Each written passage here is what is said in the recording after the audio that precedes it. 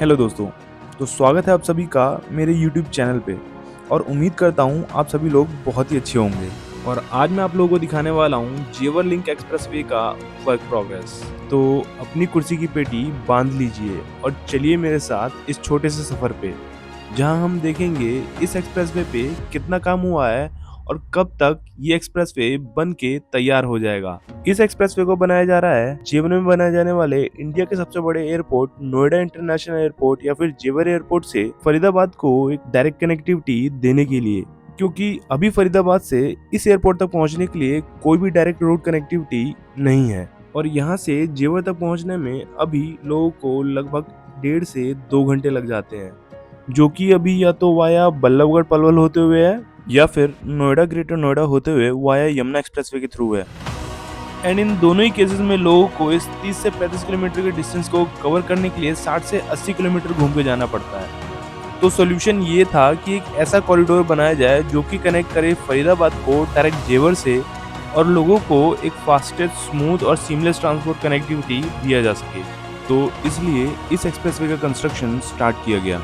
और ये सिर्फ फरीदाबाद ही नहीं बल्कि दिल्ली और गुड़गांव को भी एक शॉर्टेस्ट कनेक्टिविटी देगा एयरपोर्ट से कनेक्ट करने के लिए।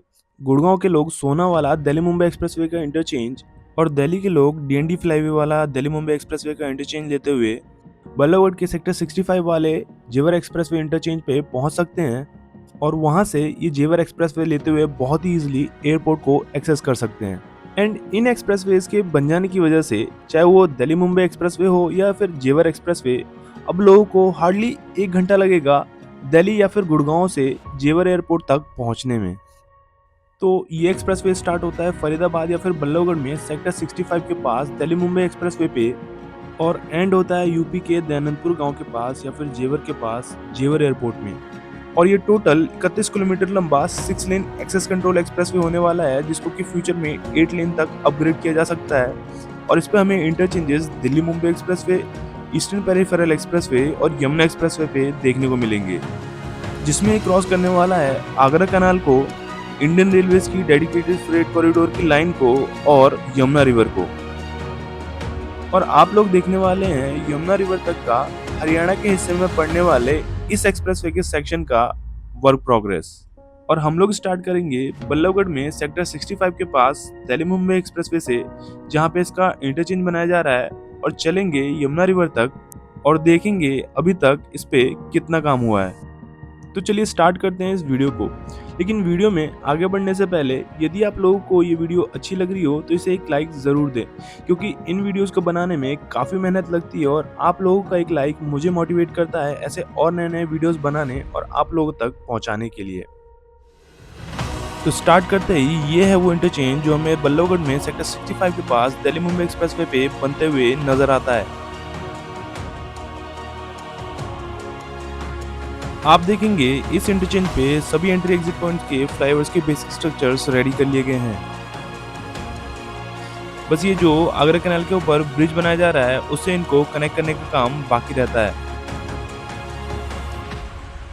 और अगर हम कैनाल की भी बात करें तो कैनाल के ऊपर बनने वाले ब्रिज के बेसिक स्ट्रक्चर को रेडी कर लिया गया है। और वहीं कैनाल को क्रॉस करने के बाद हमें ये काफ़ी सारे पिलर्स के फाउंडेशन बनते हुए दिखाई देते हैं। तो इसका रीज़न ये है कि ये एक्सप्रेसवे आगरा कैनाल को क्रॉस करने के बाद एक 11 किलोमीटर का कॉन्टिन्यूस एलिवेटेड स्ट्रेच रहने वाला है। बट ये एलिवेटेड सेक्शन इनिशियली प्लान में नहीं था, उसको बाद में इंट्रोड्यूस किया गया।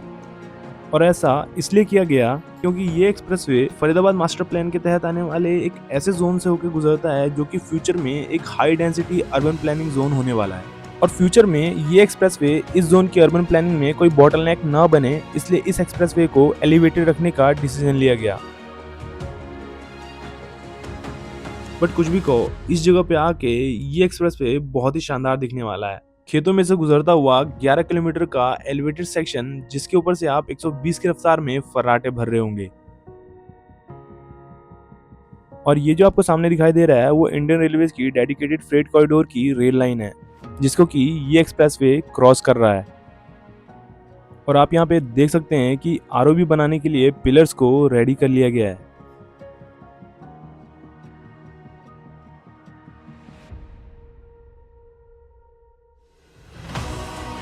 अब हम DFC की लाइन को क्रॉस करके दूसरी तरफ आ चुके हैं।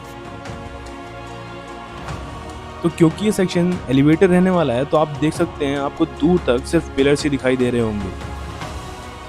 और इस सेक्शन में अगर हम प्रोग्रेस की बात करें तो ऑलमोस्ट पूरे स्ट्रेच में हमें पिलर्स के फाउंडेशन रेडी होते हुए नजर आ रहे हैं। और ऑलमोस्ट इस पॉइंट पे आके ये एलिवेटेड सेक्शन एंड हो जाएगा। और एलिवेटेड सेक्शन के एंड होने के बाद हम आगे देखते हैं कि जो इस एक्सप्रेसवे की लेन्स है उसको ईस्टर्न पेरिफेरल एक्सप्रेसवे के इंटरचेंज तक रेडी कर लिया गया है। तो ईस्टर्न पेरिफेरल एक्सप्रेसवे के इंटरचेंज पे हम देखते हैं कि फ्लाईओवर को तो रेडी कर लिया गया है, लेकिन इंटरचेंज के रिंग्स को रेडी करने का काम किया जा रहा है। और इंटरचेंज से आगे बढ़ने के बाद आता है यमुना ब्रिज, जिस पे ब्रिज के बेस स्ट्रक्चर को कम्प्लीटली रेडी कर लिया गया है।